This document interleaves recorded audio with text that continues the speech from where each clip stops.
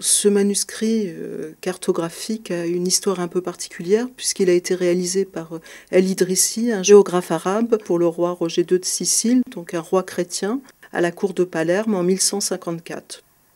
El Idrissi reprend la tradition géographique et cartographique venue du monde grec, particulièrement de Ptolémée, qui divise le monde dans le sens de la latitude en 7 climats, qui sont eux-mêmes subdivisés dans le sens de la longitude en 10 sections. Chacune de ces sections, donc il y en a 70, décrit une portion de territoire qui est illustrée d'un certain nombre de commentaires où l'on donne les particularités naturelles, mais aussi l'économie, le commerce, les itinéraires et également les mœurs, leurs coutumes. Le manuscrit s'ouvre sur une map monde qui représente le monde habitable, qui est entouré d'un océan circulaire. Ces cartes sont représentées à l'inverse des nôtres, le sud est à la place du nord et vice-versa.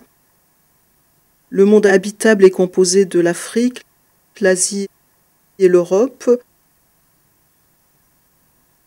À gauche, l'océan Indien, à droite, en haut, les sources du Nil, en bas, la mer Méditerranée.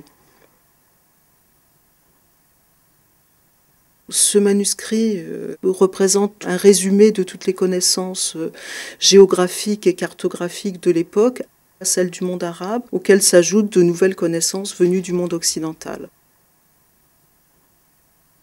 On voit sur cette carte l'Arabie.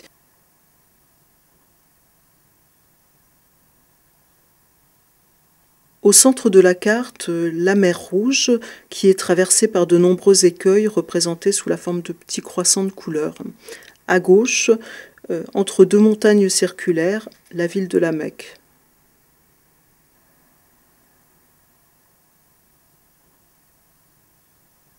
Cette carte montre une partie de l'Algérie et du Maroc. Sur la partie gauche, on peut voir la mer Méditerranée avec sur son rivage la ville d'Alger. En haut de la carte, traversant donc tout l'espace, on voit la chaîne des Aurès.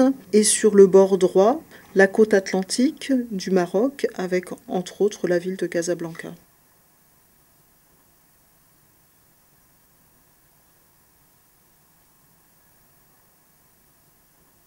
Un certain nombre de représentations donc sont codifiées. On représente la mer en bleu avec des petites ondulations en blanc. Les montagnes sont représentées par des sortes de croissants de différentes couleurs. Les villes par des petites rosettes dorées. Les lacs et les rivières en vert. Et les noms de régions sont en grande calligraphie rouge. Cette carte représente la Sicile, qui est montrée de façon très détaillée, puisque c'est le lieu où El Idrissi écrivit sa géographie. On y voit représenter tout autour les îles de la Méditerranée. On est ici en Asie centrale. Cette partie possède un important réseau hydrographique. On voit les sources qui alimentent les nombreux fleuves qui se jettent dans 2 grands lacs.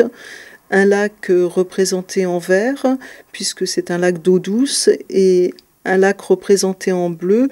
Il s'agit ici de la mer d'Aral, donc une mer à l'eau salée. Nous sommes ici dans les régions les plus à l'est de la carte, donc les régions les plus inconnues, à la limite du monde réel. Ici, on voit dans une muraille représentée par des petits mamelons de couleur une porte s'élever, qui est la porte construite par Alexandre le Grand pour contenir les peuples mythiques de Gog et Magog, dont il est fait mention dans le Coran.